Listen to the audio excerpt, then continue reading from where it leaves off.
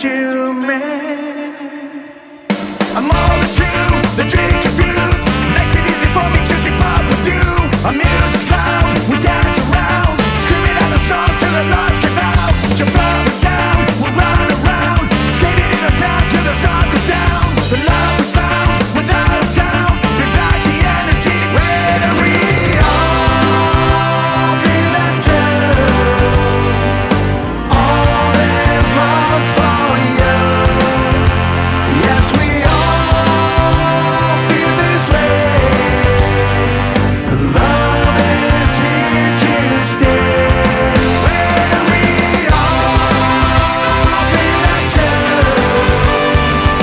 All this love's for you. Yes, we all feel this way. Love is here to stay. Here to stay.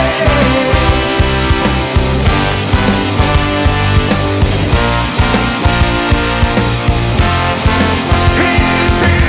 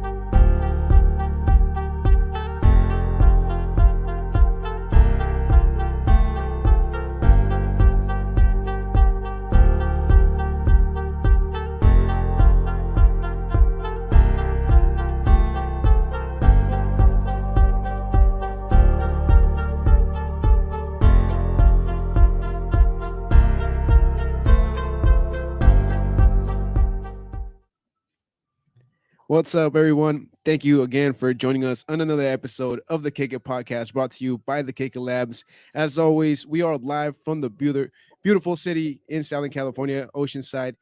Yes, sir. My name is Victor V. I'm joined by my boys, Louis Loeb, Brewski, and the Yep. producers of the night, man. We got Mr. Piccolo and also Osai Lens. And you might be surprised why Osai Lens is a producer tonight. But don't worry, man. It's for a good cause. We don't have just one guest, but we have two guests tonight. We got Narcan Nate and, of course, Edwin by Tattoosbyed Edwin, man. So, fellas, Welcome. Yeah, welcome. Thank you for joining us. Yeah, Thank you for having us. Yeah. Yeah, stoked, dude. Especially to do something like this that we haven't done this season where we have two guests at once. So I'm super amped and looking forward to see how this interview goes. yeah. Yeah, because we're not just talking about like two different guests. We're also talking about like two different personalities, two different men on two different missions, man. So this is gonna be tight as fuck, actually. You know what I'm saying? Of course. How do you guys want to proceed with this when we're all kicking it? Well, first off, feel free to curse. I mean, you just heard Yeah. Brewski right here, Okay. so Y'all, it's y'all okay. can say whatever the fuck y'all want in this, you know. You got a Okay. personal mission to fulfill. This is the right place to do it. Hey, man, can you move the microphone a little bit closer to you, man? Yeah, sorry. Yeah, for sure. But yeah, man, for those people that might not know who you guys are, would you guys mind telling us a little bit about yourself? We'll start with you, man. Yeah, my name's Nathan Smitty, also known as Narcan Nate. Live in Oceanside. I'm a transplant. I've only been here for like 5 years. I came from pretty close to Knoxville, Tennessee.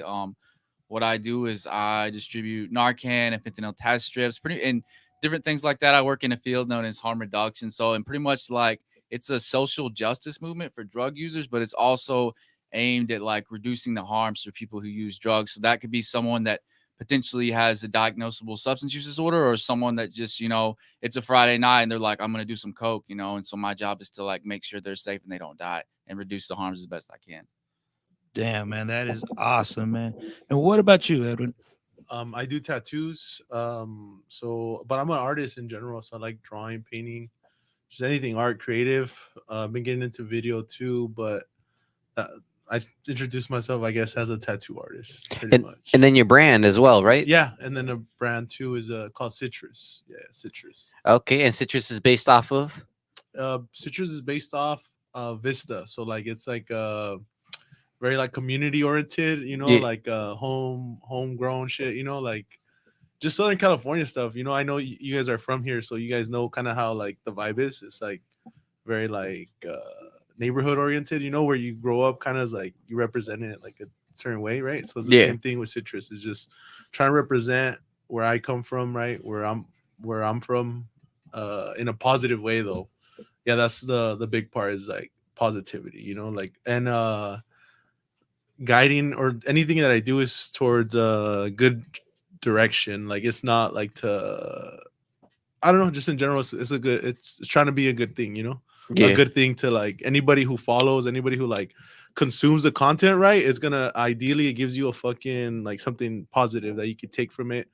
And just whatever, whatever you want to do with it. But yeah, Citrus brand, that's another thing too. Okay. Okay. Yeah, and then I still work at Rivals too. That's our tattoo studio.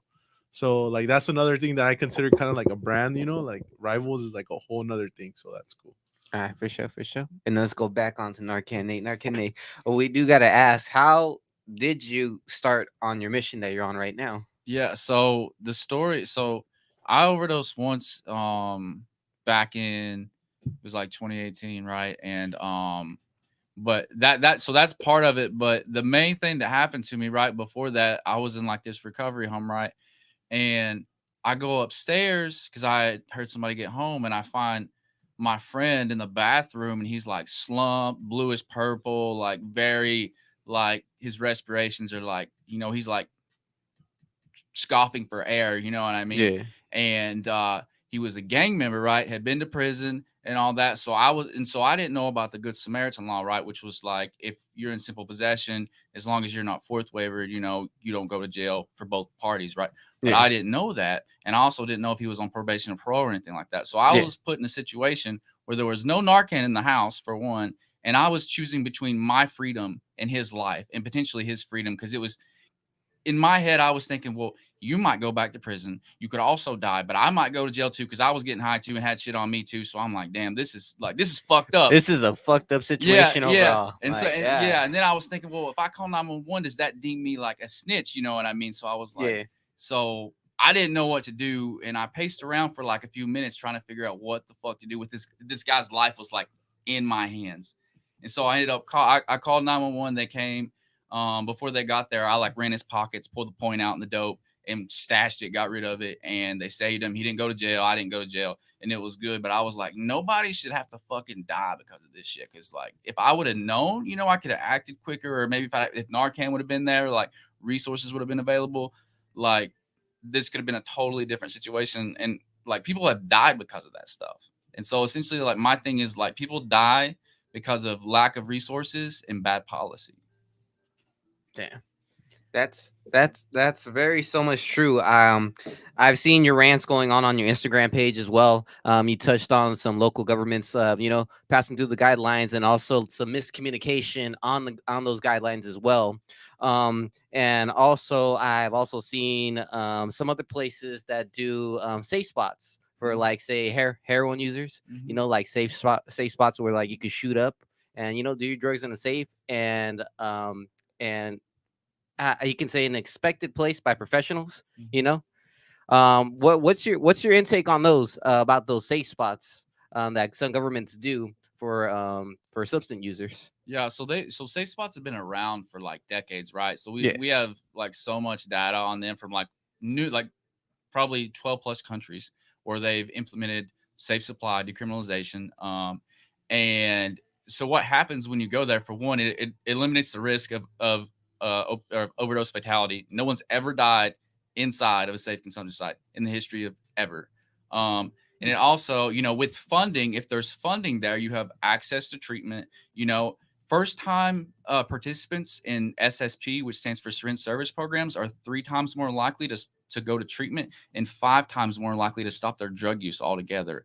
And they have access to resources that they wouldn't necessarily have elsewhere. It gets rid of like syringe litter and things like that, because people dump syringes because they're afraid of getting a charge. That's what happens. They don't want that paraphernalia charge, or just them finding that and then fishing, and then something else happens. And so, but it saves lives. And like our whole ideology of drugs and drug use is completely twisted.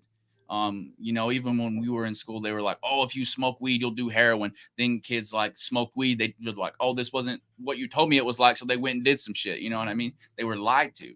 Yeah, well, that puts in a whole perspective on the drugs on war, when these government agencies put a drug on war, and where they really focus on just busting the dealers, busting the suppliers and whatnot, but they don't understand like people have always been addicted to devices one way or another. People get into some things here and there. And that's where the safe spots also come into play, because not just that, also give a good location, and also inspecting on them as well to make sure that they're good on the using, but also filter on what they're using, because anybody could go ahead and fish on the corner but not know exactly what they're getting every time and each time. And that's the crazy part. I mean, that's why these Narcan packs are actually a good thing that we have nowadays, because nowadays, especially with this fentanyl crisis going on, this shit's just going off haywire. Yeah, it's so at those sites they're testing with FTIR, which is like an infrared spectrometer. So it's like this little machine.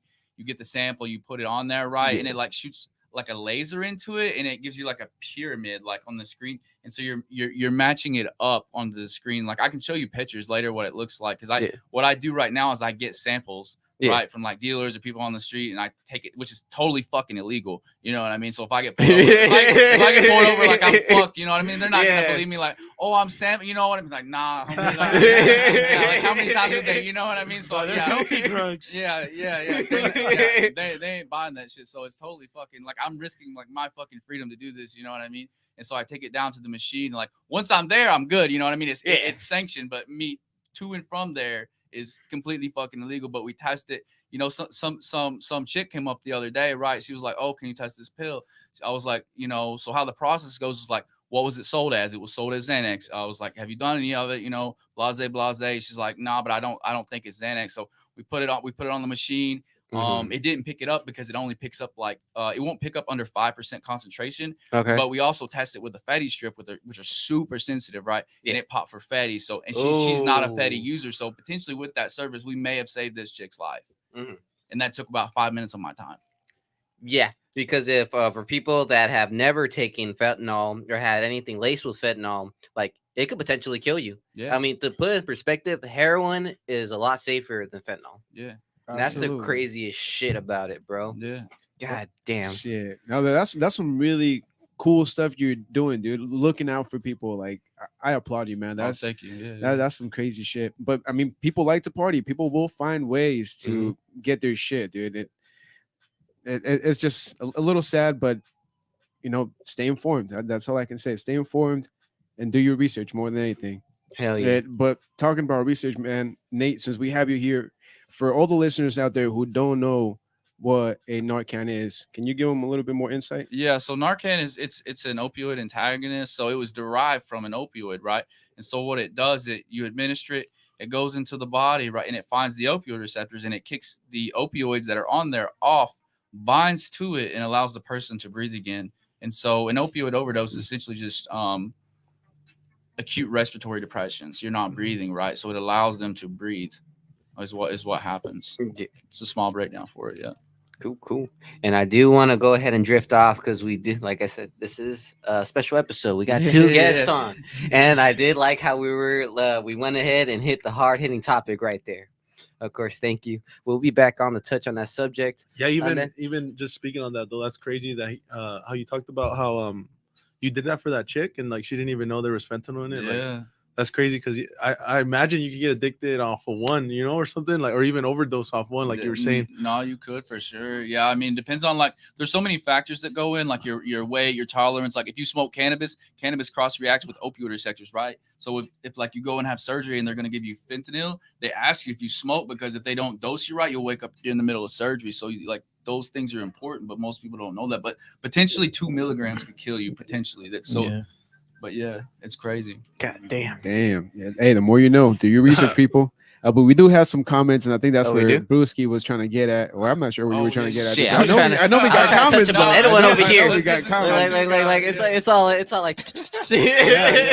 But even the conversation you guys were having, like even you mentioned the war on drugs, you know, like that's a whole crazy other like completely different subject. That's like so fucking like that shit's like I guess what do you say, like just This escalated pretty quickly, huh? yeah, exactly when you start talking about like fucking the way like certain like even government like agencies and shit like that, how they make money, you know, how they're able to keep money off the books and like how things are fucking how this shit moves, you know, that shit's Well, crazy. I mean, it's like the prescription drugs, man. Like, Oh fuck yeah, they'll give you a drug and it's gonna give you some side effects. They're gonna give you another prescription pills on top of that to fuck around with the side effects, and they just keep you on that shit, man. They don't.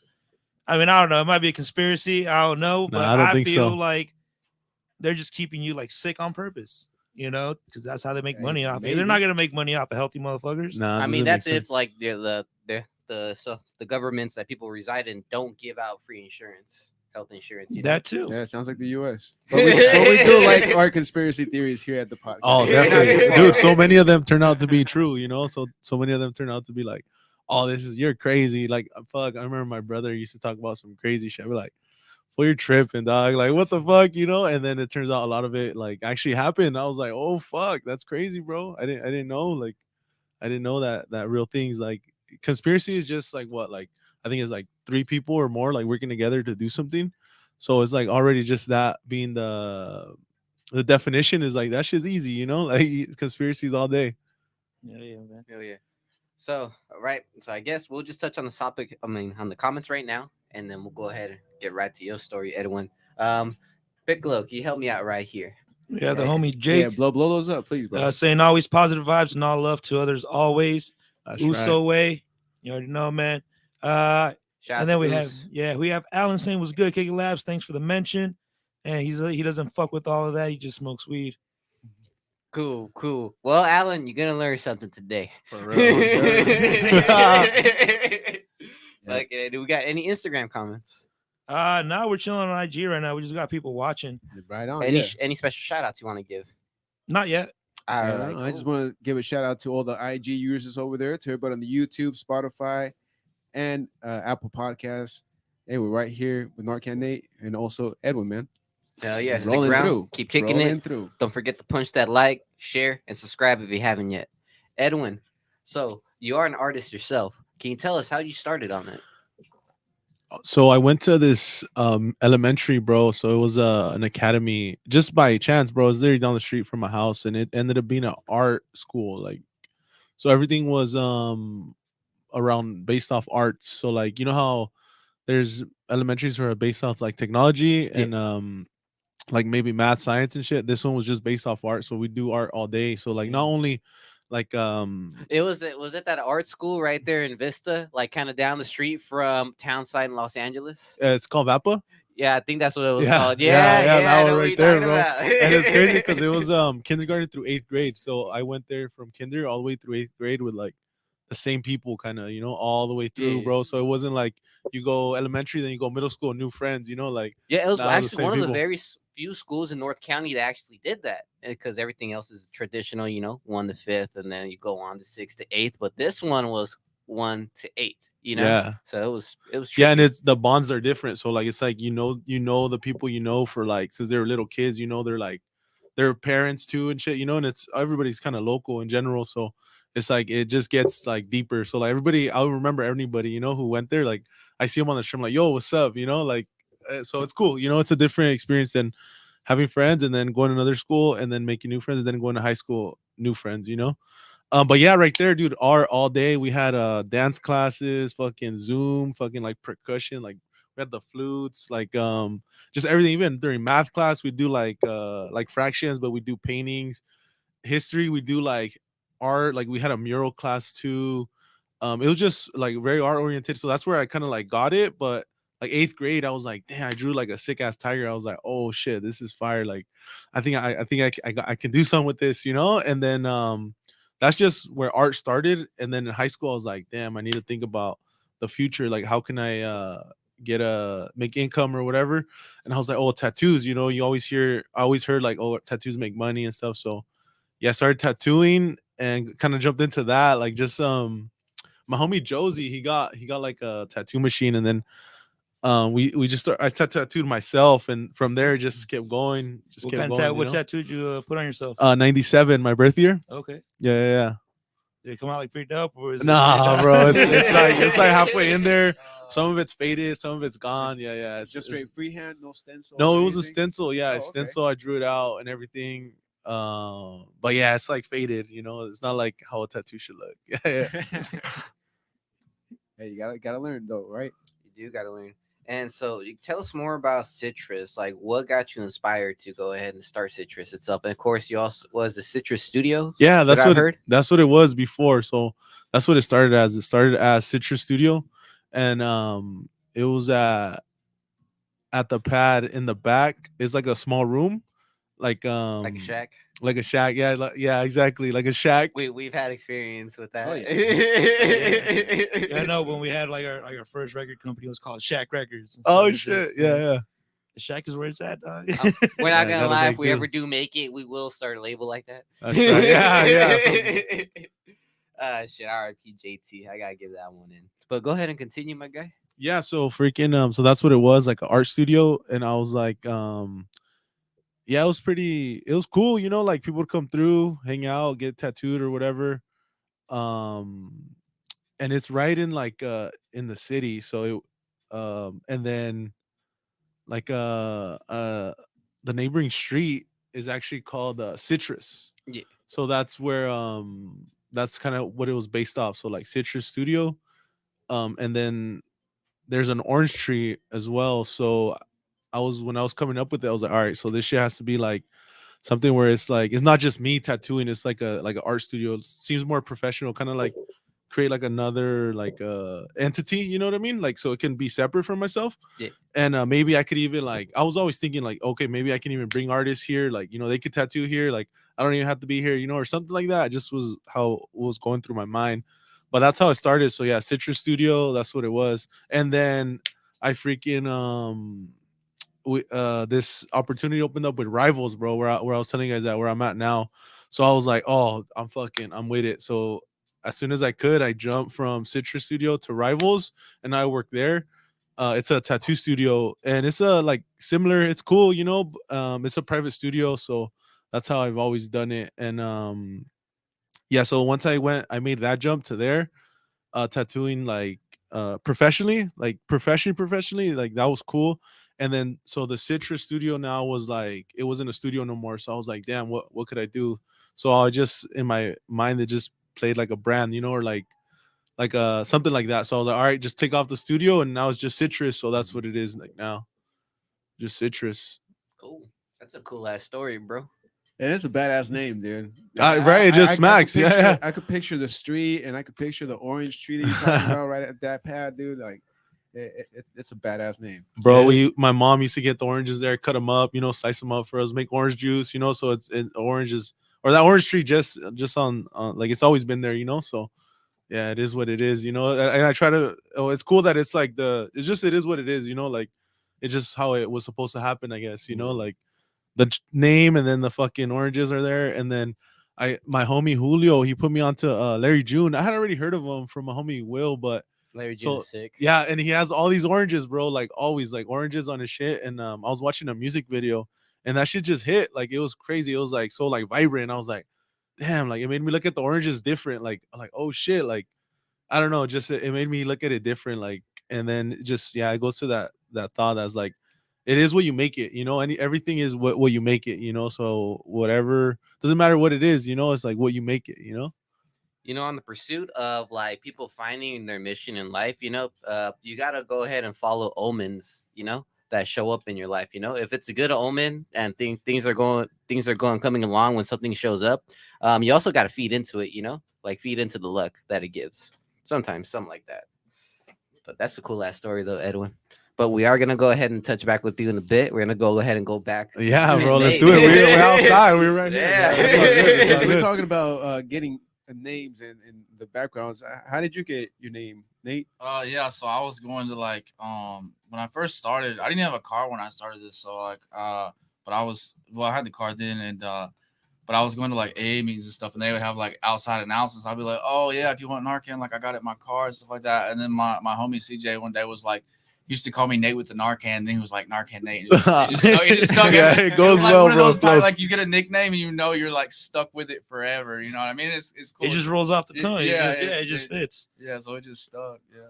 Yeah, Narcan Nate, bro. Since the first time I heard it, I was like, oh, I'm gonna be on with Narcan Nate. Hell yeah, man. Oh yeah, and speaking about that, with you starting your mission even before you had a car, with all this, I see that everything is mostly self-funded by you as well, right? Doing all the pop-ups that you do, and also popping up to shows and making sure that you go ahead and give like the knowledge and the resources to the people that are right there.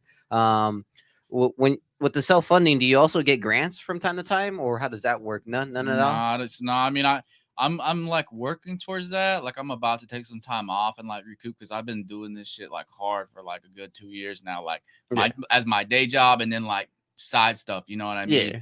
But nah, once I get more situated, I can apply for grants and stuff like that. But then that comes like red tape and barriers. You know what I mean? You got to meet all these guidelines, and it's just like a bunch of bullshit to be honest with you. But now right now it's just like I either pay out of pocket for it or people donate, and that's just like because I never wanted this to be about money. You know what I mean? Because like it's just something where I don't think it should be about money. Like, do I deserve to get paid more? Oh hell yeah! Like for sure, for sure. 'Cause I deal with some fucked up shit, and but I didn't want it to be about that. I just wanted it to be pure, and I was like, I'm never gonna let like money motivate me to do this or keep me from doing this. You know what I mean? That was never the motive. So regardless if people donate or not, I've always made it happen. It's just happened, Yeah, it comes down to the concept of like when has people forgot about the simple idea about the value of human life? Yeah.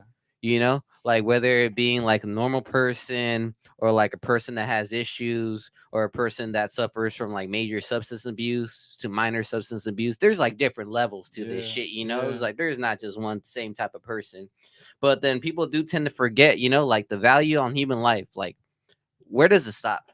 Like where do people put a price on it? Because people are assholes. Yeah. Yeah. I mean, I don't know. I think like with a lot of these societal issues, people don't give a fuck until it directly affects them. Right. And that's been my experience. And a lot of people don't understand the systemic issues that we have in this country that other countries don't face. You know what I mean? Like, yo, you can't raise a family in San Diego on $100,000 a year. You know what I mean? A family of 3, you know what I mean? Yeah. Like people are like, a few bad things could happen to like probably any one of us in here, and we could be on the street. You know what I mean? And we could talk about systemic racism. We could talk about our penal system and how it sets people up for failure, the recidivism rate. All those things, intergenerational trauma. All those things are a factor in this, and and we've never like really addressed that issue. You know what I mean? Do you know who the number one provider of mental health services are in this country? No, I don't. Want to enlighten me? The U.S. prison system. There you go. Oh shit! I'm not surprised. That Yeah, part. me either. I'm not surprised. Yeah, it's all set up to keep us in a certain way, but we gotta just rise above, I guess. Yes, sir. Take some notes. Knowledge right there. Drop by Narcan Nate, man. Great episode today. Shit. Yeah, man. We got a couple comments on Instagram. We just powered through these real quick. Actually, I gotta go back up. All right, here we go.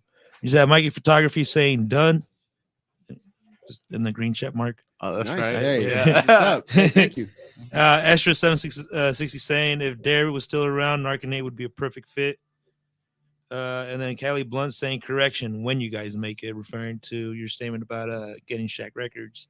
Mhm. Gotcha. And you. Extra 760 saying, I don't know how people choose drugs over their kids, man. But sometimes once you're hooked, man, it's like very hard to like break that vice. You know, I don't really know too much about it, but it affects you like chemically, right? You know, so Yeah, addiction is really tough, dude. Because like you said, it's chemical, and it's also sometimes I think very psychological. You know, you get into a certain pattern in certain ways, and it's kind of hard to break away from that. yeah, I mean, just look at it like when you, for example, try to like stop smoking cigarettes or like alcohol, you don't have for like a day or two, and you're over here losing your fucking mind, getting angry and shit. So you can only imagine what it is with like harder drugs. Yeah, you could only really say so many words about being dope sick, you know, when it's withdrawals. When people like go has been through their traumatic series in their life, and they're really trying to cope with it and trying to like escape in a way. And sometimes these substances are part of the fucking journey. I mean, most users they're aware about what it comes with it. They're aware about like what's bad about it, you know, and whatnot. But it's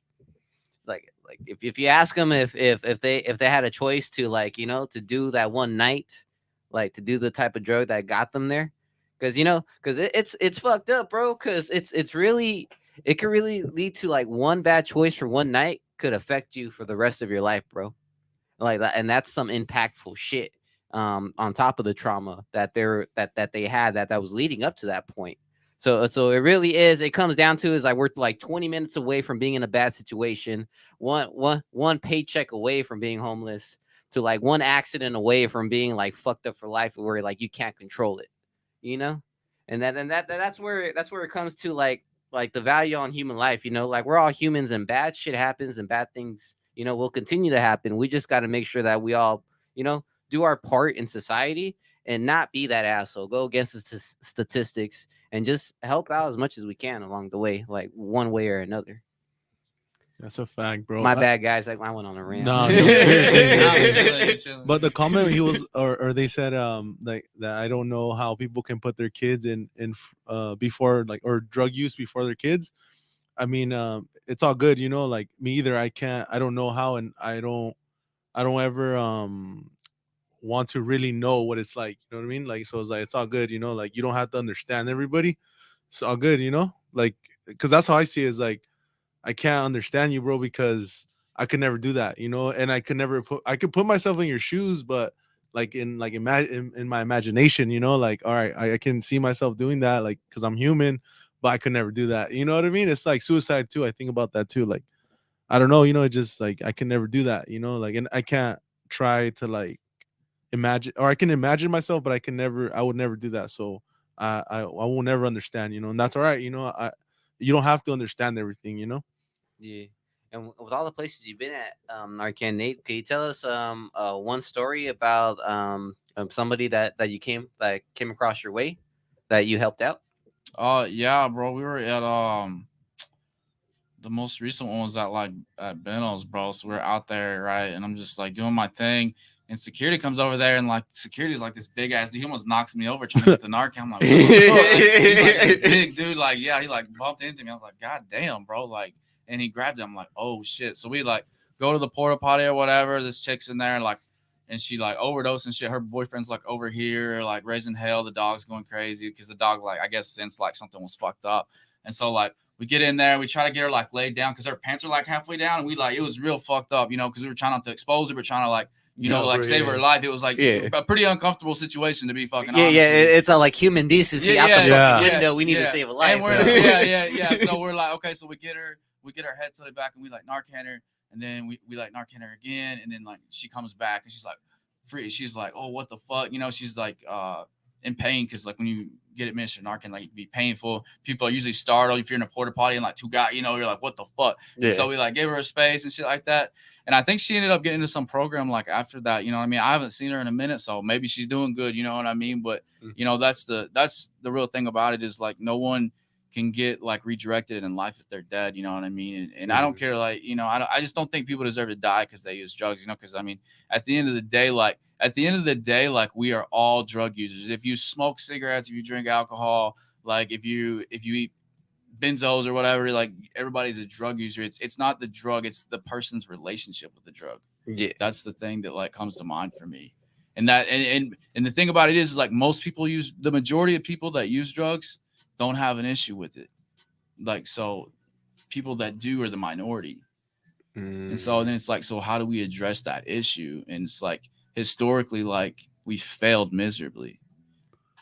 That's true. Each and every time we always slide it under the rug, or we just blame it on another issue, you know, and then we try Yeah. to tackle that issue under a political agenda. Yeah, Which yeah, it gets fucked up, bro, Yeah. when politics gets involved and we're just trying to help out folks. yeah. Well, yeah, it's fucked up. I mean, bro, they could, like, they say all this shit, and like, you know, it's really just like, I think a lot of it is like Puritan ideology in this country, which is like, you know, we shouldn't put anything in our body and this or that, and like, kind of like, you know, like, I guess kind of like some Jesus stuff, which is cool if you believe in Jesus, but it's just like that ideology. So our mission to eradicate drugs is what made the market the way it is. And that's what is known as iron law prohibition. So anytime you challenge the market always comes back stronger. And if you look at each and every drug, you will see that happen throughout history. It's like prohibition. Yeah, just like prohibition. Yeah, the same shit happens. Yeah, so it went from like beer and stuff to brandy to moonshine. You know, it always gets stronger.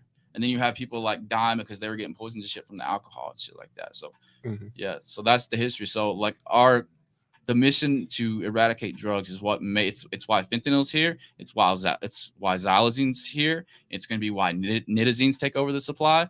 And you know, all those drugs are like, nitazines are up to 40% stronger than fentanyl in some cases. What is that? I know, right? I was Yeah. like, what the fuck Nitazene is that a shit? synthetic opioid. Damn, that's crazy. Yeah, so it was synthesized in like the 60s, never approved for human use. So what they think happens is like these, I guess for lack of a better term, you could call them narcochemists, right? They go through like old research papers, find these drugs, and most of the stuff, like if they have a basic background in like chemistry and stuff like that, they can synthesize it as long as they get the precursors and stuff like that. So, and it's just like, yeah, we've never stopped the flow of drugs. I think the DEA has like a 1.6% job completion rate, and this year they just got $43 billion. By the way, I just want to put that out there. I'm glad you put it out there. Yeah. Fuck yeah. My favorite quote is shout out to the war on drugs for winning the war on drugs. That shit made me crack up. Where'd you hear that? I think it was like a meme or something, but it's like, yeah, it was just like shout out to drugs because yeah, they won the war, you know, or they've been winning. Yeah, man, I'm not really sure what the answer is, but I know for sure that the way they proceeded to take on the war of drugs wasn't the right way, I believe. You know, I don't know how to fix it, to be honest. I know, right? Yeah.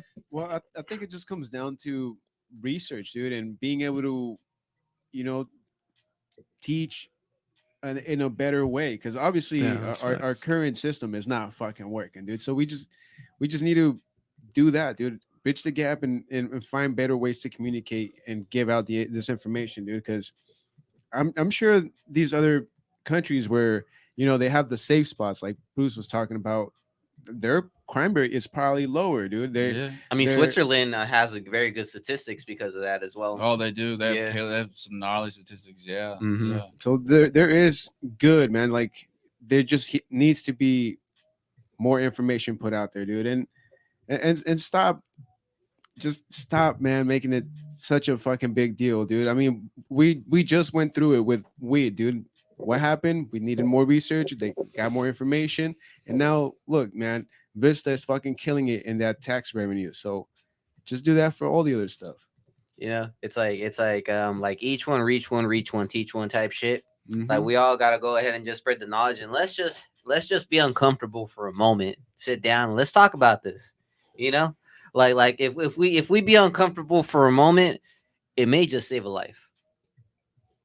That's the crazy shit about it. People just do not want to take the time to be uncomfortable because they just want to stay in the comfort zone. But to find out solutions, you got to be uncomfortable. That's the whole point of life now. At this point, that's how people achieve their goals, is by getting out the comfort zone. That's always been the ideology for everything to success. So why not like go in that direction and just be uncomfortable? Let's talk about, you know, it's like let's look at the people that society do not or want to shine the light on, that are having these issues and are facing the issues, and it's their everyday lives. But yet we can go ahead and give about $43 billion to an agency on a supposed war on drugs, that they could be on both sides on the war on drugs, and give me 1.3% saying there's progress. Come on. Yeah, that numbers don't add up, man. We need better housing out here. We need better infrastructure. Use your money wise. You know? Yeah, man. But speaking about comfortable, Edwin, what do you prefer to do, man? Do you prefer to just draw, or do you prefer to do tattoos on people? I prefer to just paint. Yeah, if anything, like Okay. paint.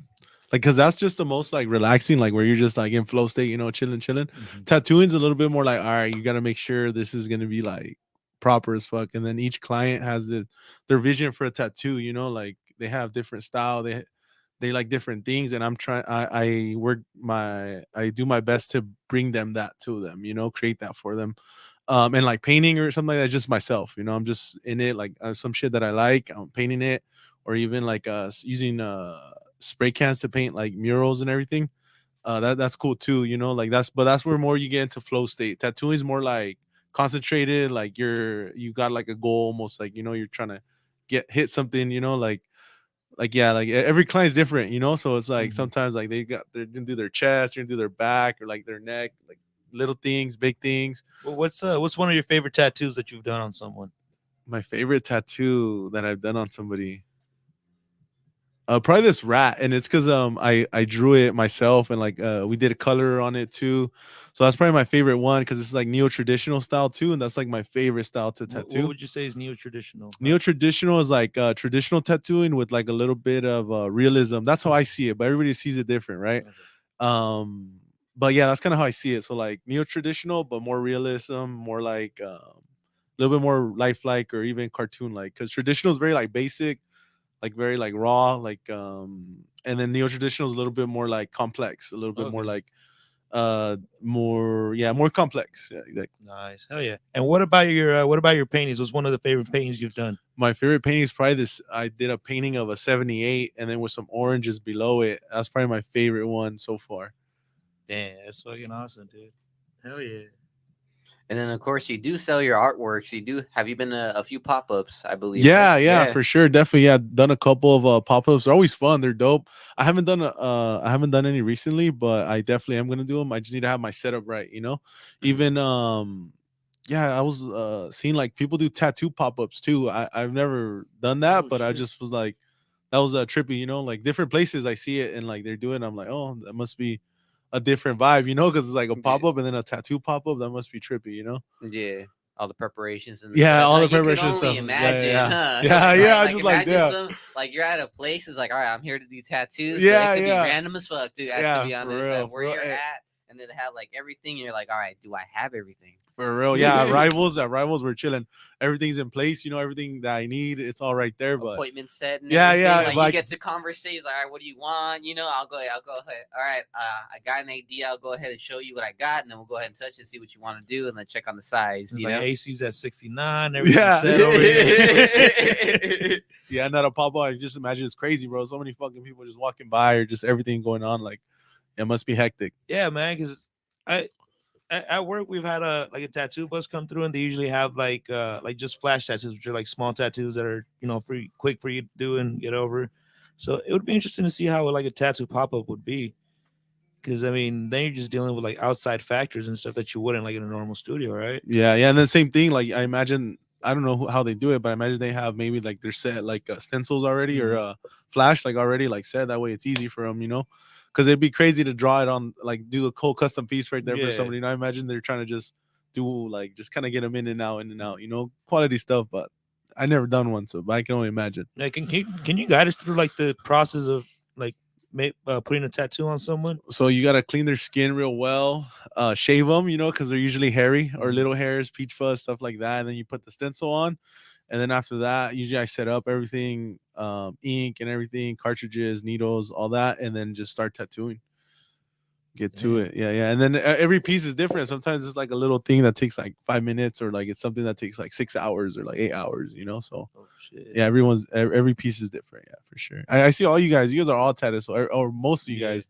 I don't know about you two, but I can see they have tattoos like visible, Yeah, right? Bruce doesn't have any tattoos. Yeah, no, it's all good. It's all That we good. I know don't of. either, bro. Nah, I'm just kidding. You said you did it 96. I know, huh? Yeah.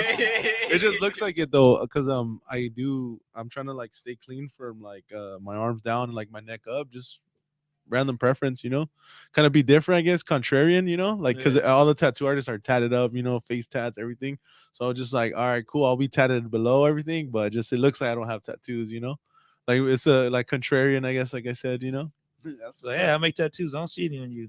Exactly. Oh Man. yeah. Don't trip. I got you though. Don't trip. I got you. Rule number one, man. Yeah, and it's like they say, like like you shouldn't go to a doctor if he's fat or something like that. Yeah. Like maybe they think that too. Like, oh, this doesn't have no tattoos, you know? I can see that though.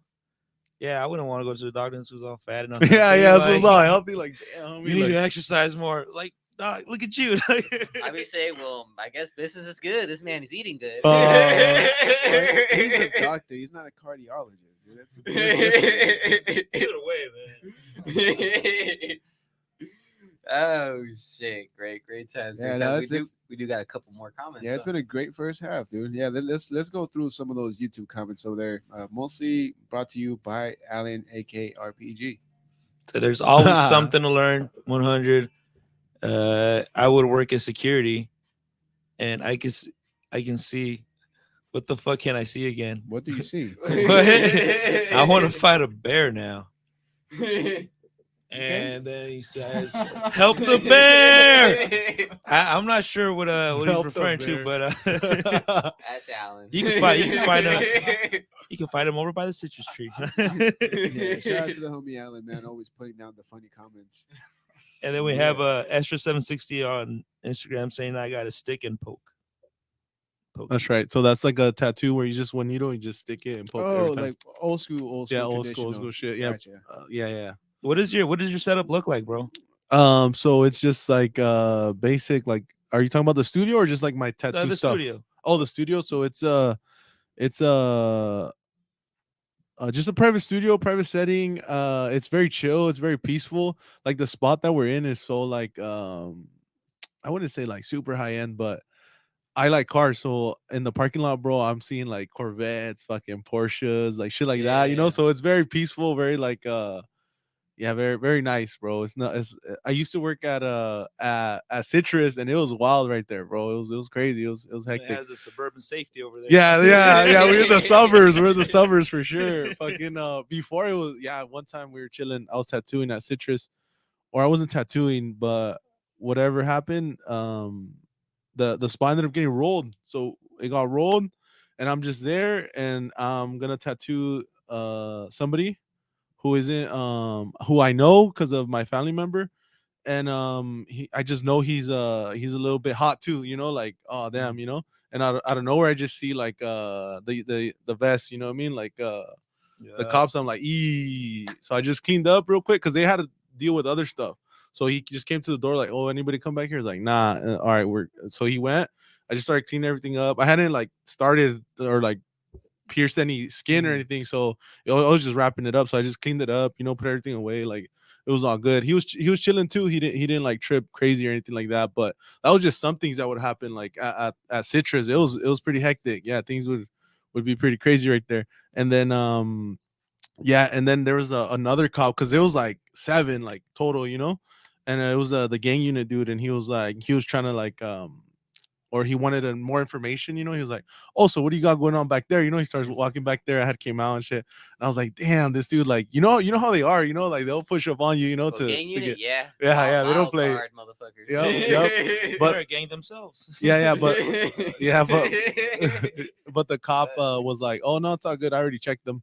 So he was like, all right, like, you know, so it was all good. But yeah, I don't know if that, but nothing was happening though. I don't even know, like, thinking about it now, like, is that like well, I guess it's whatever. It's just a story, you know. But yeah, that shit happened. But things would like that would happen, like things it was very like nice inside Citrus. Like it's just like this, you know, I have all my art pieces, like everything, even like it'd be like clean and everything. But the outside would be kind of crazy, you know. Yeah, it was a Yeah. different thing once you stepped out. Yeah. Yeah, hell yeah, man.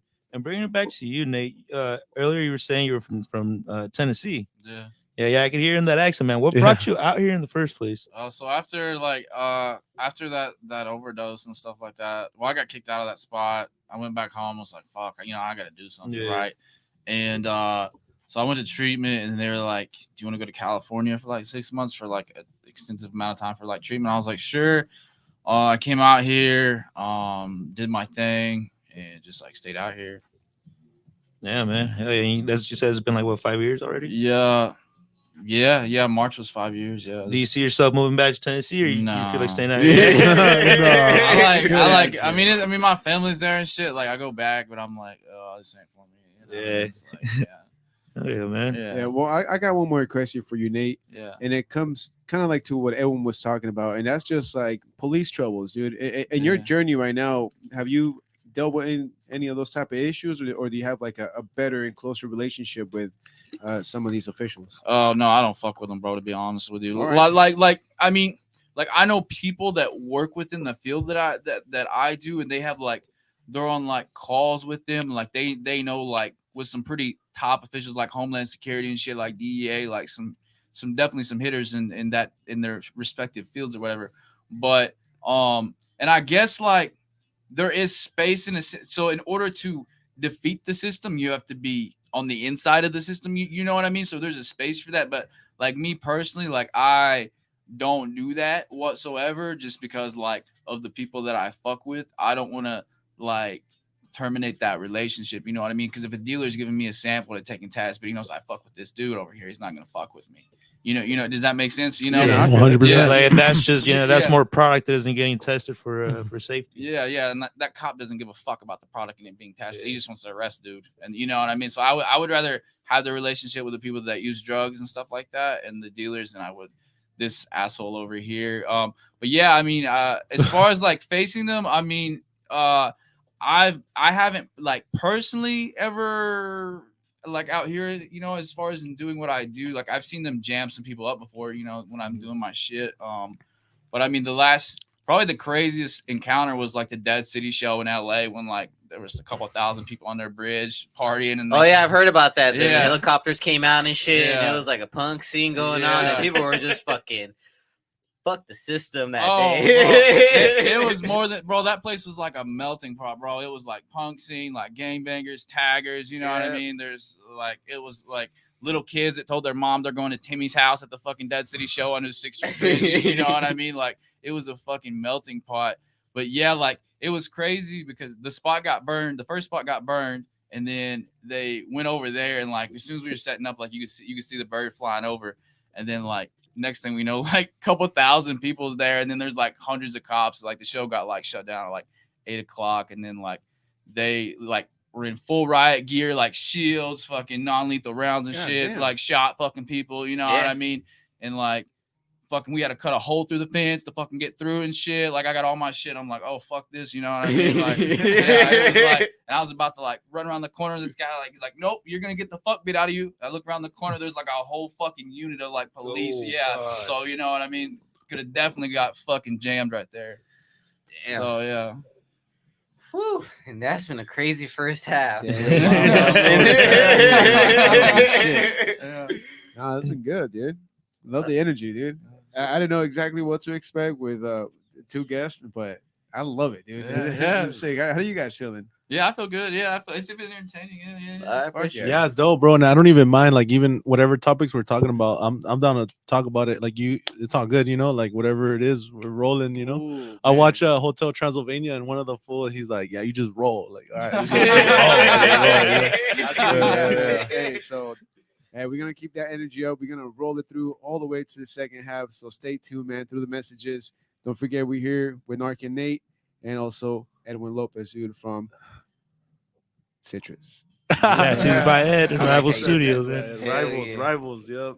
Hell yeah. First of all, shout out to sponsors that have been with us this season. It's been some dope, great relationships throughout this whole year, honestly. Shout out to Urban Water, keeping us hydrated throughout the season. Shout out to the Draft Sports Bar. Shout out to GD Funkster and DJ Kid Riz hosting Old School Saturdays. You know, that funk night in North County, right there located on Coast Highway. Every Saturday. Every Saturday, man. Every fucking Saturday. Shout out to Women Workout Wear, workout gear on the go. Hit her up on that Instagram. And then shout out to Natalie's Fashion, located in Vista. Yo, they always got the freshest gear, and they got the accessories to go along with you. They got the rolling chair, trays, and whatnot. Just go ahead and check them out. It's the shop right there across the street from Caliche Town. And then shout out to Street Knowledge Hydraulics. It's been a strong relationship with them. They located right there on the corner, Oceanside and Crowd Street. And then shout out to Full Metal Burgers. Burgers so damn good, you don't even need no fries. But if you want them, they'll give it to you in Esco. Gotta go all the way to the side of North County for that one. And also a shout out to our newest sponsor. And you see it right up here. Shout out to Cali Blunt out of Vista, man. You guys know your boys like to smoke. So that has been some of the best weed I've had, honestly, man. I had one of those earlier and I like smoked a third with the homie, and that had Pre-workout, right? me the pre-workout smoke out. That's what I Gotcha. do. I take Yeah. my pre-workout and then I smoke a little bit of weed and then go inside. So my body's all confused. It's like, are we chilling? Are we exercising? I'm just like, yes, I'm doing both. And yeah, I just smoked like a third, and I was toasted, man. I was lit. So shout out to them, man. Make sure to check them out. And are we missing any more sponsors? I think we said. I'm pretty sure that's it. And once again, shout out to Piccolo and shout out to All Silence holding down the production of the night. Don't forget, we're here with Narcan Nate, Edwin. We'll be right back for the second half, man. This is the Kick It Podcast. Yep.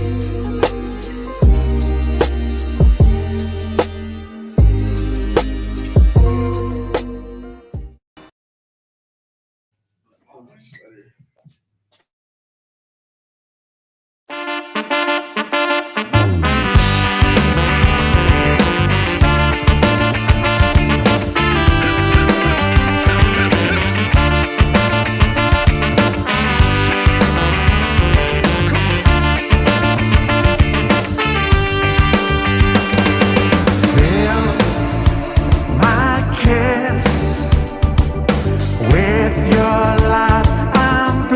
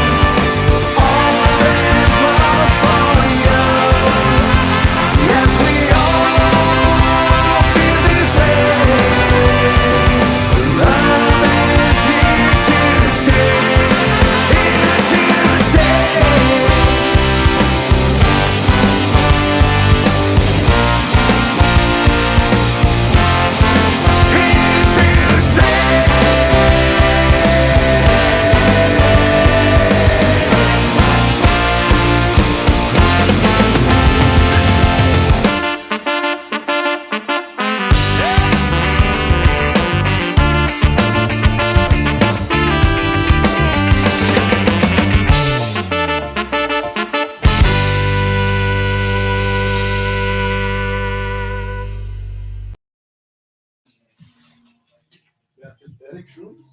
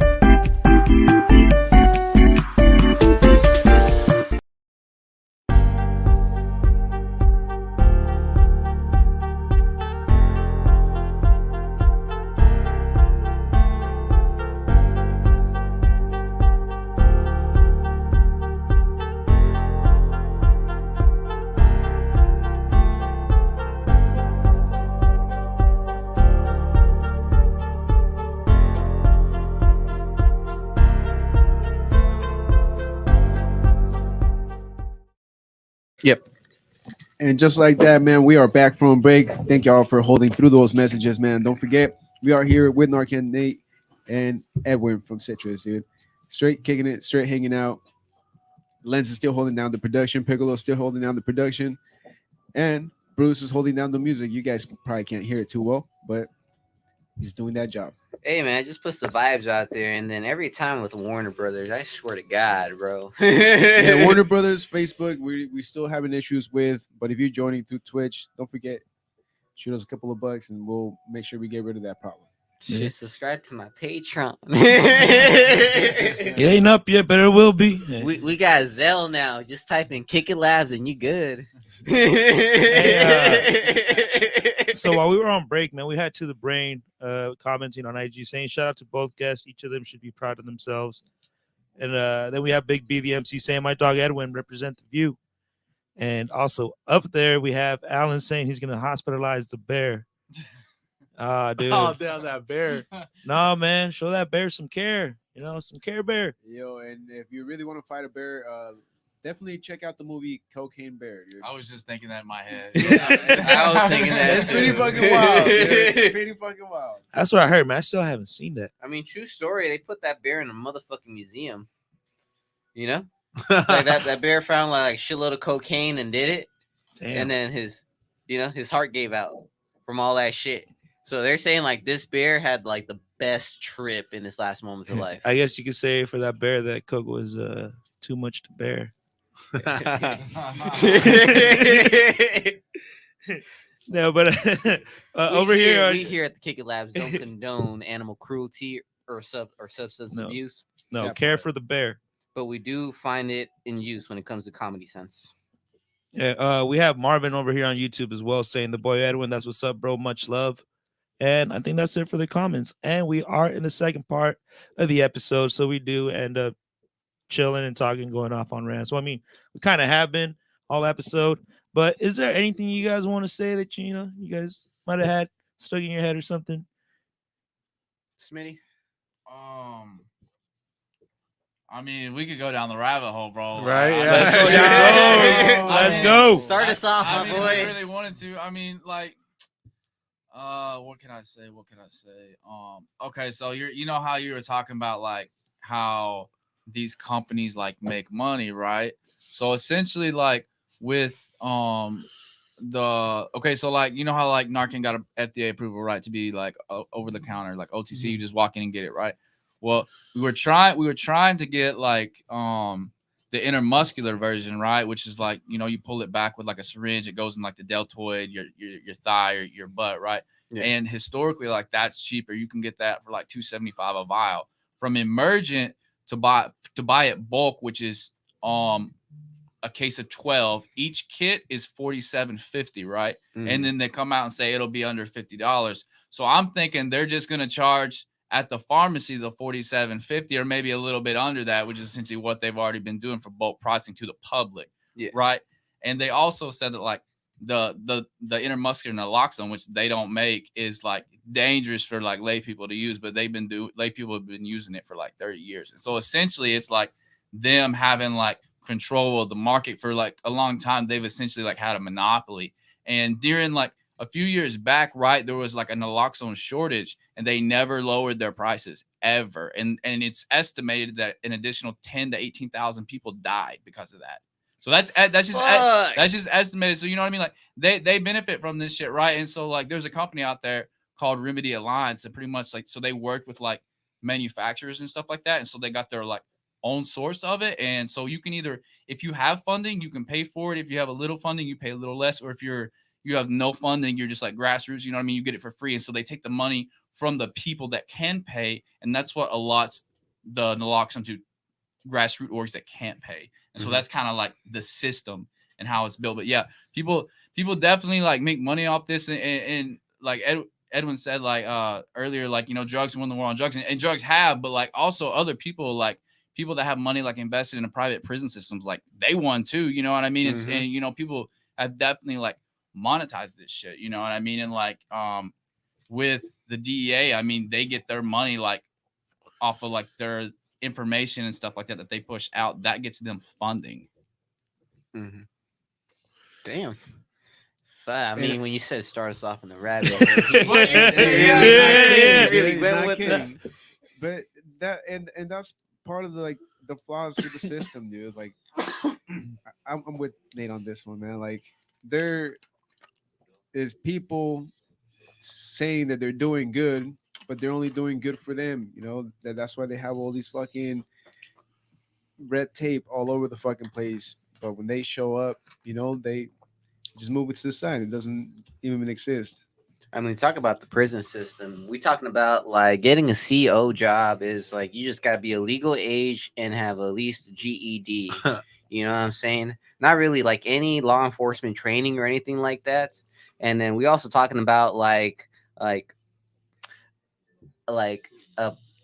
place where we go ahead and put like the people in society that, for the most part, that need to be put away, because like there's some monsters out in this world like that come in human forms, and those motherfuckers do deserve to be like in the dark hole and forgotten about. But for some other people, they do become statistics on this drug, war on drugs, which it's pretty much harmless. I'm like, let's look at the South and like their weed laws, of course, and like how many people like got decades off of like possibly having like a joint like this. Bro, it still trips me out being like still to this day from like living in the South and stuff like that. When people like smoke weed, it's still like where it's like instilled in me, like how like crazy the laws were there. It still like trips me out. Right. Yeah.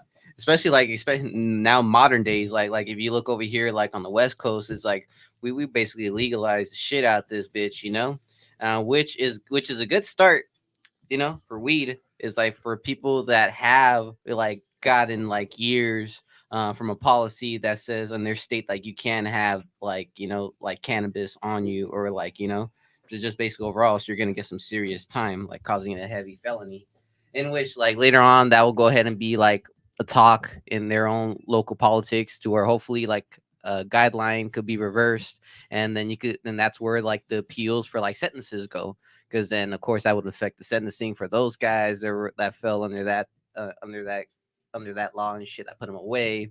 But besides that, though, like if you think about prison, think about this, bro. Like this shit right here, how much it would cost normally. Now it's like you like 4 or 10 times the shit out of that. You know, this is why like fools that go in this bitch, like they sometimes come out and be balling, you know, or be balling up in there. Like people get off of rich in prison has been some of the story cases. That's just because how the prison system is worked out, you know. Of course, the labor that comes from the prison system as well, cheap as fuck. You know, like these fools are getting like paid cents for the hours. Like imagine you guys doing your regular jobs, you guys got hourly like wages. That's their hourly wages, but like in cents. And then they got to go ahead and try to survive and get some commissary. And then that's where they're going to go ahead and try to beg their family and friends. But let's talk about most people that don't have family and friends, that have nobody on the outside. So now they got to go ahead and figure out a trade, whether it be, you know, stitching or tattooing, drawing, or like even like doing some legal work on the books. And then the other source is just being the plug. Like if you get somebody, you know, like sweet talk, sweet mind and shit, like to get someone to like pull through. I mean, nowadays we got drones, we got people finding different ways and shit to get shit in. Yeah, and I'm shit's talking wild. about COs that all you need is like to be legal age and like have a GED at least. This whole system is fucked up. There was just a kid that died in DJJ in LA. Oh shit. Yeah, he overdosed and died in the pod. Yeah. Mhm. Yeah, it's just fucked up. You know, and that was in custody. In custody, yeah. They won't like. I know the jails in San Diego. Like I think it was like 6 or 7 of them. Like during COVID, we got like Narcan in the pods. But I don't know what it's like in LA up there. But I know like they don't like keep it in the pause. You know, it's you got to go hit the button and shit and yell man down and all that. But like they could have saved that kid's life. And he was like 18. Yeah. It's crazy. Yeah. And I do want to also touch in like not knocking down any people that have been a CO or any correctional officer for in those terms. Not knocking down their hustle. You know, like people doing their lives, and some people's like got to do the jobs that other people don't want to do. Like someone's got to fulfill those roles. But it is a fucked up system overall. That's my take on it. Yeah. For me, I always thought about the prison system, like, damn, because I see so many of like my homies or like people I know who like kind of, I guess, like think a certain way, and it's like it's trippy because like that mentality feeds into that same system. You know what I mean? Like, and we perpetuate like what's being perpetuated on us. You know what I mean? Like, so like we're doing it to ourselves too. You know what I mean? So it's like we gotta like help each other, like get out of there and like think differently and like move different. You know? Grow the mentality. Yeah. And it's the minority. You know what I mean? That's the thing too. Is like the minority, but it is like people like around us and like what about people we know. You know? What about the idea that they're putting us as a minority and we're falling into it, like, and accepting that vocabulary when we have a choice not to accept it? It's like, what about fuck you? What if I'm the majority and you're the minority? You know, type shit.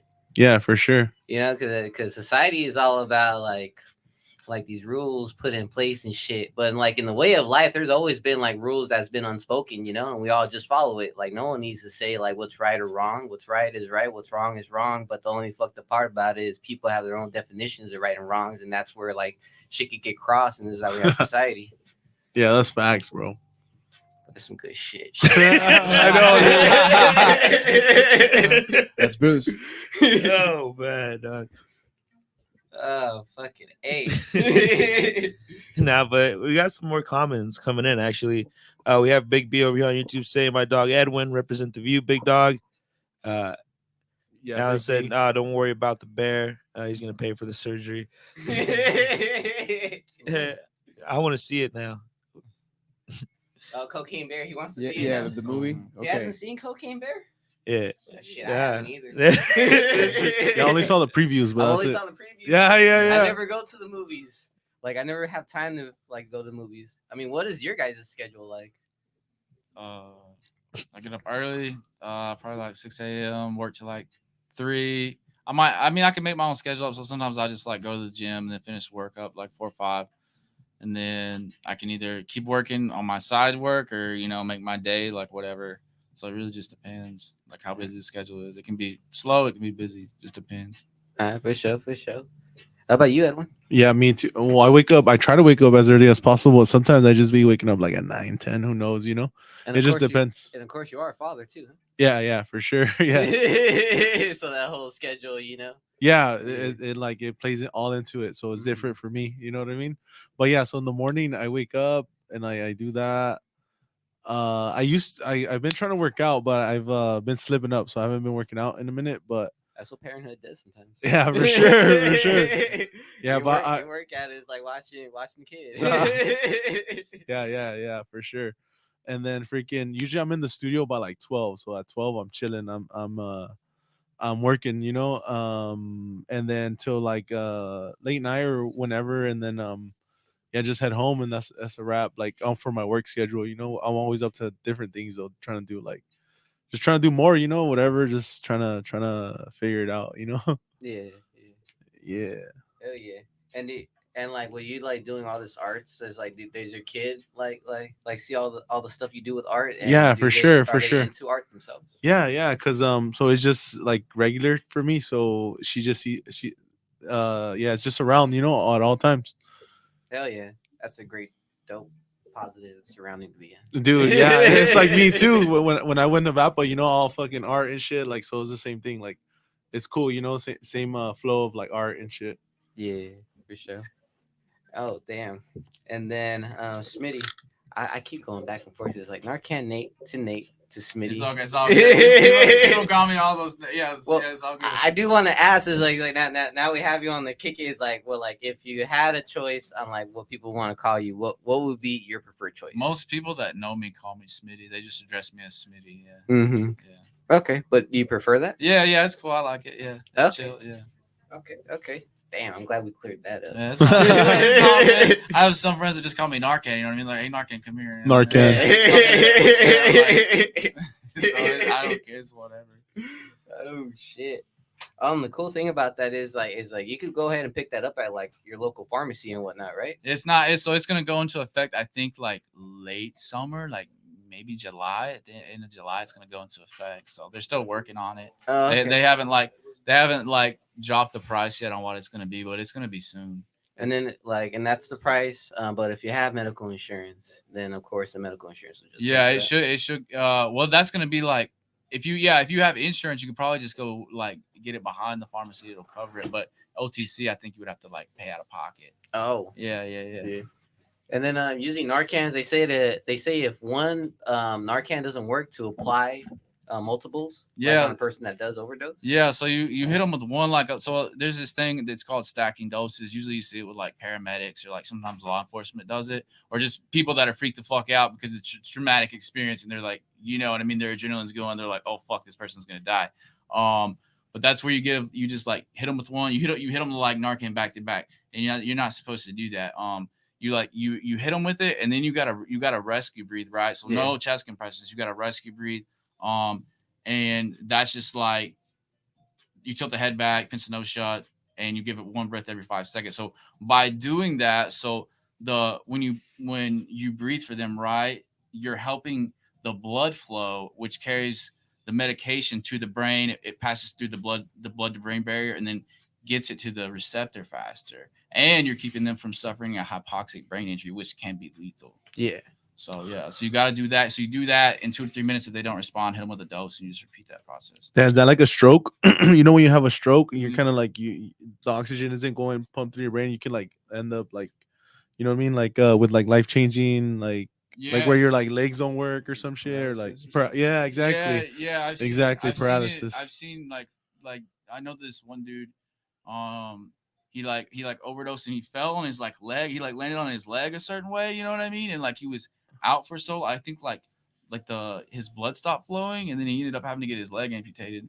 Oh damn. But yeah, so essentially like what I've seen happen most, like I've seen this happen probably like 3-4 times in the last few months. Like so people will like hit them with Narcan, and even if you look on the box, like it has a flip out top, it'll like give you directions, but it doesn't tell you to do this, which is fucked up. But so you can give someone Narcan, right? And if you don't breathe for them, they can suffer a severe hypoxic brain injury, which means like they go to the hospital, they're in the ICU, they're in a fucking medically induced coma, and you're just hoping brain activity returns, right? And like these family had to like pull the fucking cord because brain activity didn't return. They didn't know to breathe.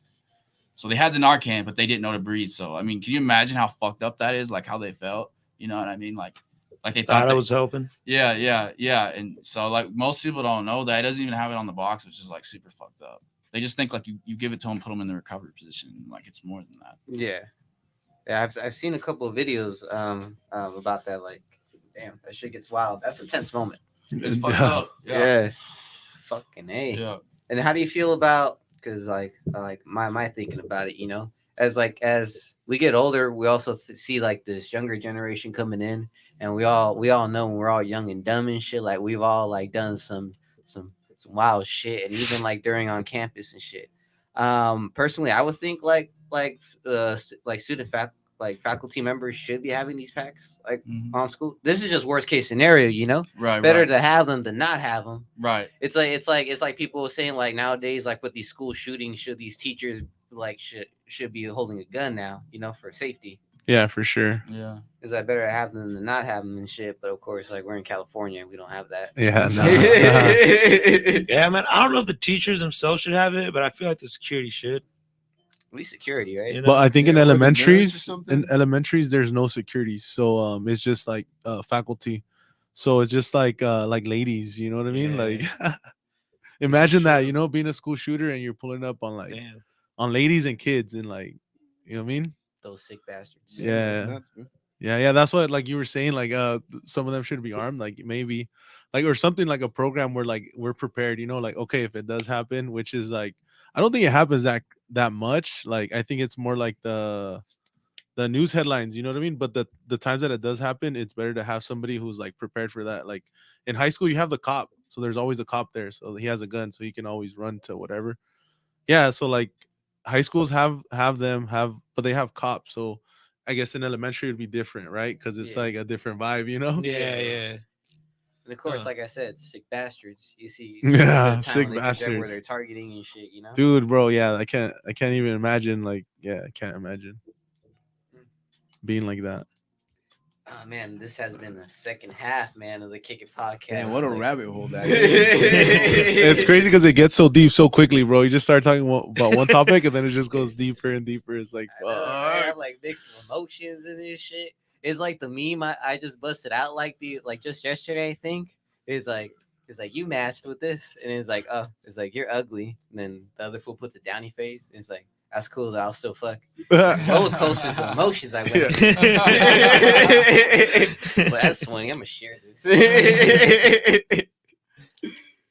Oh shit. Which has been your favorite so far, Louis, that I posted? I bet you it was the thumb in the ass one.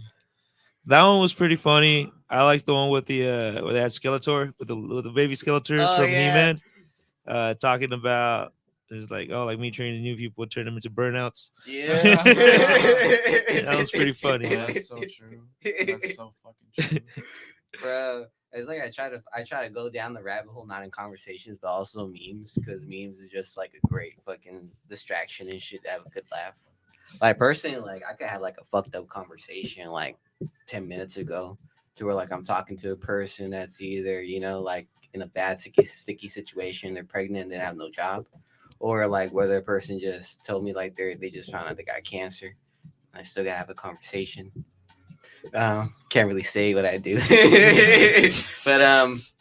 But yeah, shit can get real deep. So that's why I like memes, like little distractions. Oh and, yeah, like, dude. bink. Memes are the best. Like I think of Pepe the Frog, like always like a Oh. meme. That dude's comedy. With the one that says like went to Just the, a went to the smiling grocery frog store. at you. Yeah. Or Yeah. like or the pig. Or the pig is like I went to this grocery store. I told him what that was. Which pig character was that? Oh, I don't know. You don't know which one? You're on your own on this one. You guys ever seen it? Nah, probably not. Probably What not. was it, like, Pepperidge Pig or some shit like that. Something like that. It was like it's a cartoon character, and they're like right there in the bag. and shit. There's The so many whole ass pig pig is characters, so cool. cartoons. I know. Nah, but it's funny because I think memes have become it's like humor, but I feel like it's been like a way for people to like deal with shit. You just pass it off as like a joke and shit, but it's like, no, it's really. It's really true. Yeah. Some of that's just true. Like, It was like, huh, like yeah, you see a meme like, damn, that's a little too direct, Yeah, like that's facts. very specific. So Damn. And then Vic, you were gonna say something. I saw you earlier. I can't remember, dude. I was just gonna say shout out to Lens real quick because he's over there doing something with Piccolo. Hell yeah! Shout out to Lens. Hey Lens, can we announce it? We did. I guess not. We got the green light. Oh yeah. No, Okay. actually, no. You're right. I can't speak for him. Damn, I'm too excited about it. That's why. Yeah, you guys are gonna have to wait for that announcement. But over here on the YouTube, we have Marvin Amaya saying, "Yeah, I remember seeing the homie Edwin's art when we used to go to Papa Town Citizens way back then." And it's funny because Arm over here on IG also put, where is it? The homie created Dope Ass Arm the Poet art piece a few years ago. Yeah, for Do you sure. remember that one? For sure. Yeah, both of them. Amaya, that fool's dope as fuck. Arm the Poet too. Yeah, I did a painting for him. It was like his you guys have it in here. It's like a DJ setup type of thing where you can like volume, and even it has buttons. So like I think it's for like producers. It's like a board. Mixer? Maybe, yeah, that like a microphone and then an RM and then the Poet. So that was pretty cool. Oh shit! Yeah. You And know who it is? Amaya, I'm not sure who it is. Whether it's J40. J40, I actually tattooed him. I did his stomach. So I put like a big old California like across his stomach. Yeah, sick. Yeah. It took forever, bro. But yeah, we got through it. Oh, yeah. How long did it take that tattoo? I think like 9 hours. something like that. fuck! Yeah, bro, it's his whole stomach and it's like powder shaded out, like so it's all big and like mold. So that's what like he wanted, so we finally made it happen. Hell yeah! And then also Arm is saying he's about to finally cook, but he doesn't know what he's gonna cook yet. So this is where the RM. tradition ends. I'm about to ask him right now. He He's always also tells saying us what Probably he's some having to turkey eat. or some tuna, man. I know there's rice in there at least. The system is all fucked up, bro. And he's also saying the homie Bruce spitting facts today. System is fucked up. Salute to Dirtbag Hernandez. You see, this is why we end Dirtbag, up partying under a dirtbag. bridge somewhere for like 2,000 plus people. For real, Dude, I with heard the about chopper that show, above. and I heard about that crazy shit that went It down, was bro. wild, bro. It was Bro, wild. Tell us you about were that, there. bro. Yeah, that was my first Dead City show. So I got put on. My homie Brandon put me on to them, right? And their music like really relates to me, and like because they're like fuck the war on drugs, and like they've all been like jammed up by the system and shit, been through it. So it's like personal, you know what I mean? So it was really cool, and yeah, I went up there and worked with Feed the Streets, and so like the first spot got burnt. Like they like seen Miker, who's the lead singer, and they like pulled up on him and was like, hey bro, like we know who you are, we know what you do, like we know what you're doing down there, like you got to wrap it up and get the fuck out of here. So they like called him straight the fuck out, like the cops did, and so like that spot got burnt, and since then so they like picked the 6th Street Bridge. This was like before it was like finished, like none of those cats were like doing burnouts and shit, like the bridge wasn't even done yet. So like technically Dad City like christened this bridge into fucking existence, and and so like we're there, we're setting up and shit, like some people are tagging and whatnot, putting up some pieces, and like you can see the bird flying over, and I'm like, oh, this is gonna get real interesting, because I was like, I didn't even know if the show was gonna get put on, and then so like it starts, they're shooting fireworks off the bridge, they're throwing fireworks in these like dumpsters because it's like an active construction site, you know what I mean, and it sounds like fucking dynamite, and then there's like NOS tanks going off every fucking where, like 2 for $5, you know what I mean? Just fucking The NOS? yeah, they're Fill just, 'em a balloon? Yeah, they're like they're nosing. I got flashbacks. Yeah, there's so many fucking balloons. Like, I mean, like one balloon's like bigger than my stomach, you know what I mean? It's just like one fool, he like jumps off the speaker into the fucking mosh pit. And like nobody catches him. He's like, dude, he had a fucking welt on his head. We had to go like snatch him up. He's like, just like all fucked up. Oh, it hurts, man. Yeah, and he's like just fucking slumped. We had to like patch his head up and shit. And he's like, of course, he's like, oh, I'm okay. I'm like, bro, you like have a fucking concussion. And and then like, so the show's going on and whatnot. And then like eventually they pull up and they're in like full ass riot gear and shit. And of course, the Dead City crowd, and like, a lot of them were, I'm pretty sure a lot of them were part of like the protests and stuff like that in LA. So they had already been through that. And the cops have like always harassed them at like the shows and shit like that. So they just started throwing rocks, beer bottles. They were throwing fireworks at them and shit. Like, so they were hitting like I guess their line or whatever, you know what I mean? And then so they started shooting like non-lethal like beanbag rounds at people. And then like, and then they like, they try to like corral you so they can like get you and arrest you and all that shit. And like, we like somebody, I guess they had bolt cutters or some shit, so they cut. There was this fence like around the corner, and so they like cut it, and then they were like holding it open for us because they like the cops like bum rushed us and shit like that. So we got the fuck out of there, and yeah, somebody gave us a ride to the whip, and that was that was it. But it was fucking insane, like because I was like, I don't even know what's gonna happen tonight. Like, you know what I mean? Like that was like probably definitely the craziest experience of my life for sure. One of the craziest. Damn. Yeah, especially like I was sober too. I wasn't fucked up. I wasn't anything. You know what I mean? Oh, that's the best. Yeah, I was like, I remember everything. Yeah, I was like, this is fucking insane. But yeah, it was cool. I mean, got to work and see a good show. Like the people there. There's some fool. He's on like a little mini dirt bike in the mosh pit. Like just you know what I mean? Like it was just like it was like a melting pot. But it was so sick. Hell yeah. And then we also talked about this earlier before the episode actually started. You've actually visit the reservation as well, right? Yeah. Can you tell us how that experience was? Yeah, so it was Saboba, which is up in like northeast Hemet, I don't know if I'm gonna say this right, San Juancito Mountains, I think San Juancito, maybe, I don't know if that's how you pronounce it, but so yeah, it was up there. So I got an invite, and then they put me on like the committee for the event, so I'm like the only white dude on the committee, you know what I mean? I'm like walking on eggshells, you know what I mean? Because I'm like, I know this doesn't happen too often, you know what I mean? So I'm like, fuck. And they really didn't give me a choice. They were like, you're on it, because I was gonna help like bring showers to the event, and then they didn't end up needing them. But I go there, I'm like doing my thing, and so like historically, like marginalized communities, like indigenous communities, like BIPOC communities, like Hispanic communities, Black communities, like they're marginalized. They don't have the resources that other communities have. You know, they don't have like naloxone. And there are also the communities that are, typically hit hardest by like, especially like the fentanyl situation going on. And I think like my time up there, they told me like 4 people had died that like the last month and a half or something like that. And so it was really just like, like building that rapport with them and that relationship with them. And just like, how can I help you? You know what I mean? All the while, like, them like maintaining like their autonomy, you know what I mean? Like, if you don't, it was like, if you don't want me involved, I can show you how to do this, and then you just do it, you know what I mean? Because that's how they usually like to keep it, you know what I mean? And but yeah, as I was telling you, Bruce, it was like the first time they had ever let like any outsiders on the reservation, like not just like me as a white guy, but anybody from other tribes like on that reservation. So it was a trip. And then they let us like sweat with them too. Shit. Hell yeah. Yeah. Damn. Yeah, badass experience right there. Yeah, it was a trip. I was at The sweat. Yeah. I mean, I don't know like really what my beliefs are in God, but I was just praying to God to like live or die like really quick, because it was so fucking hot. Yeah. Yeah. It was like fucking hot. It was, I mean, I definitely believe in like spiritual things, you know what I mean? It was really spiritual, because they have like their traditions and like the way that they like believe, and they like everything has a purpose, you know what I mean? And it's like very tied into like nature and stuff like that. Everything's just like very set, I don't know if that makes sense or not.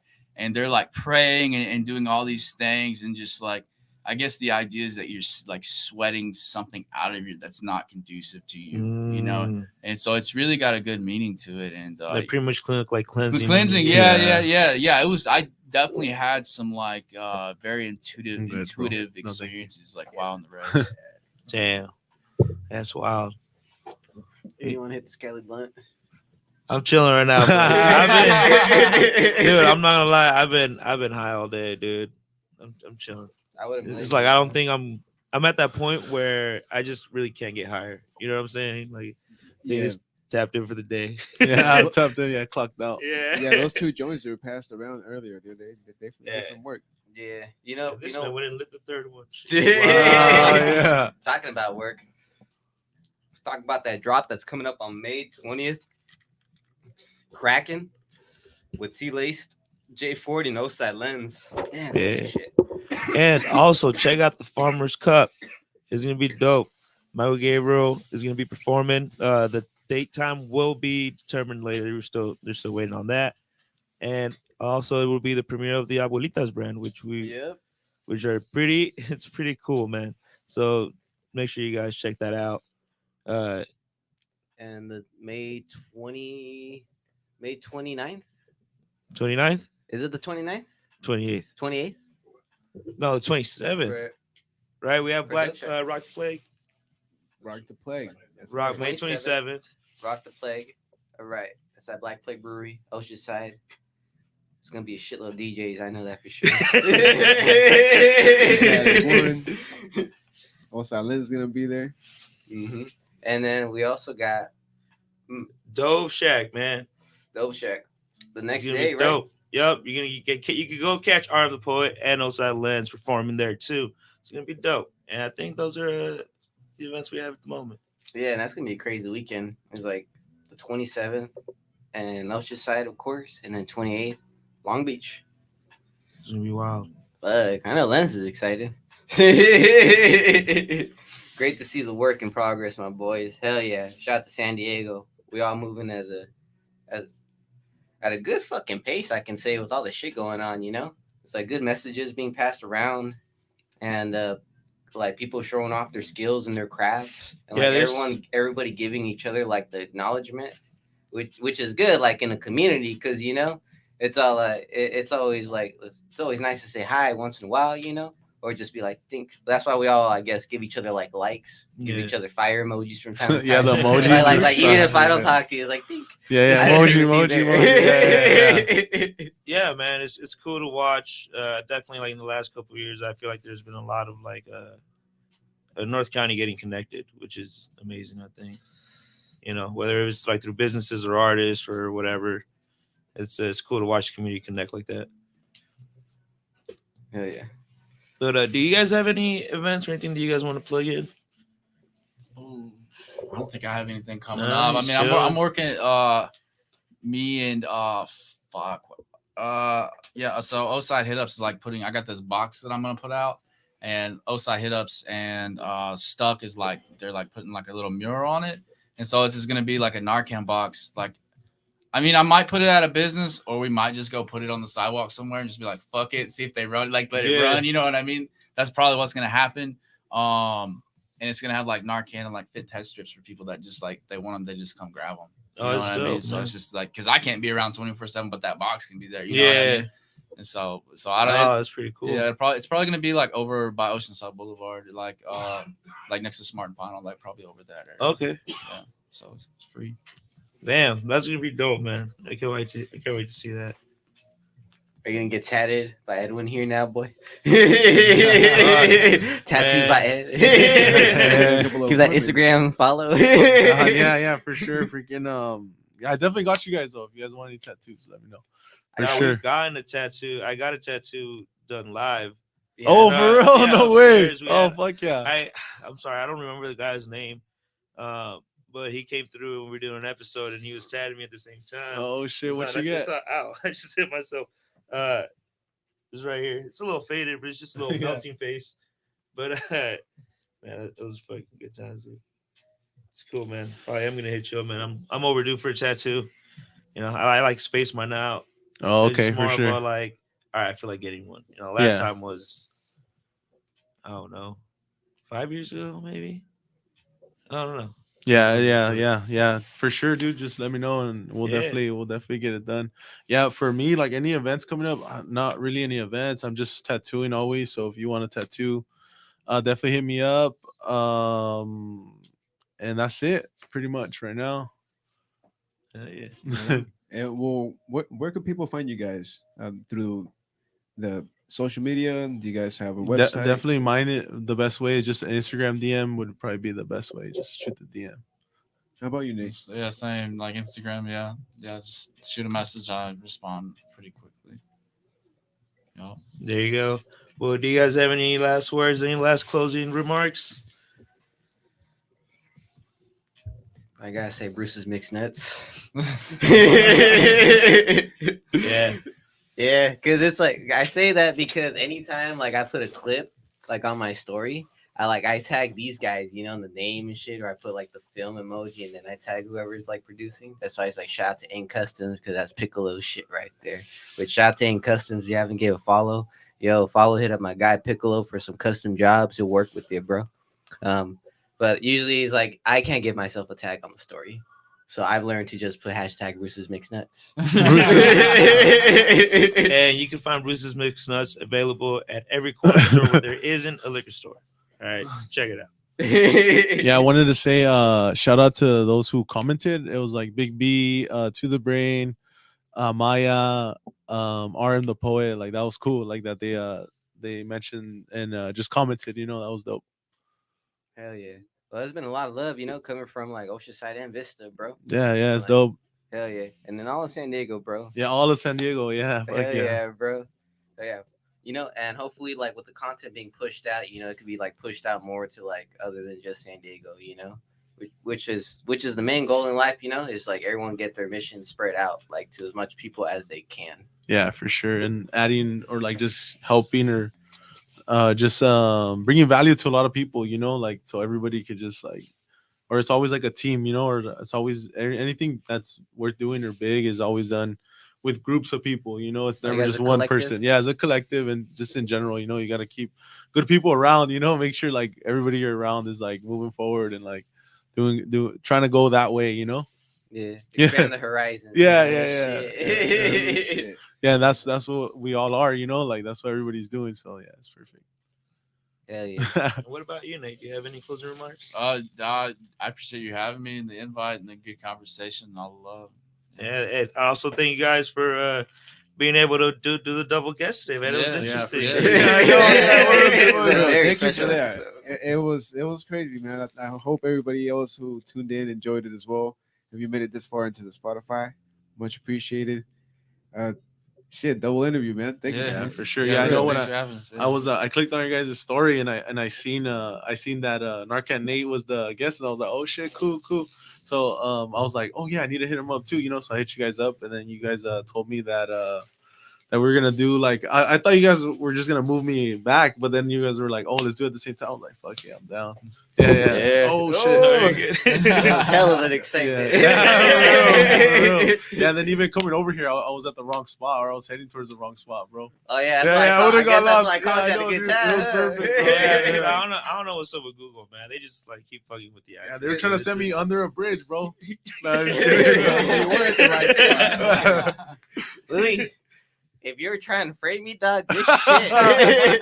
Because that's exactly how people would think I would do it. You son of a bitch. I don't know why you were sending people under the bridge, man. That's the first place I checked. I know. Exactly. If you know how the way I'm thinking, like shit. You see, only because you know me.